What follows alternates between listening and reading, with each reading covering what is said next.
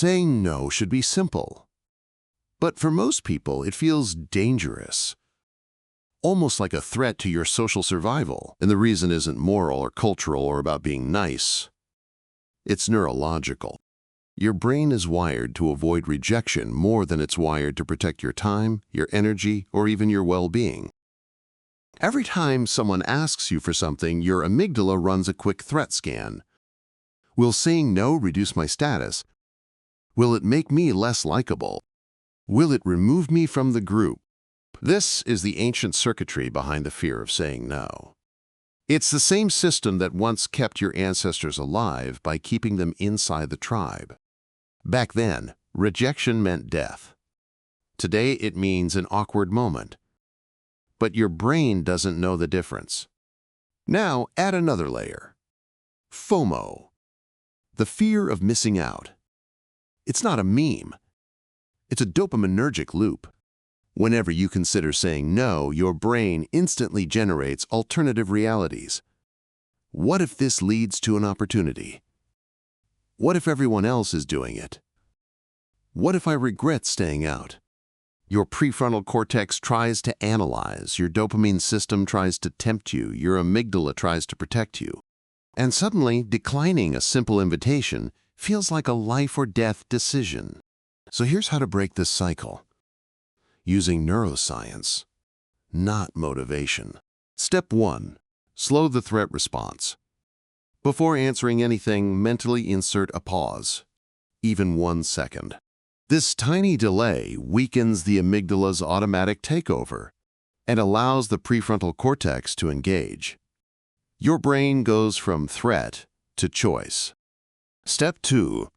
Replace the imagined loss with the real cost. Your brain overestimates what you might lose and underestimates what you will sacrifice. So ask yourself one question. What is the price of a yes? Time, energy, focus, sleep? Every yes is a withdrawal from an account you rarely check. Step 3. Use a soft no structure your brain likes. Humans resist rejection, but they also resist creating rejection. So give your brain an easier script. Acknowledgement, boundary, optional alternative. Something like, I appreciate the invite.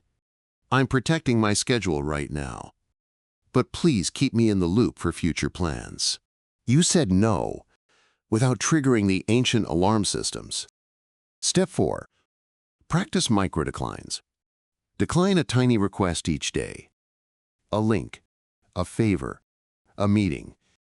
This trains your amygdala to stop firing at the word no. Your threat response becomes calibrated, not exaggerated. Step 5. Recognize that FOMO is a hallucination.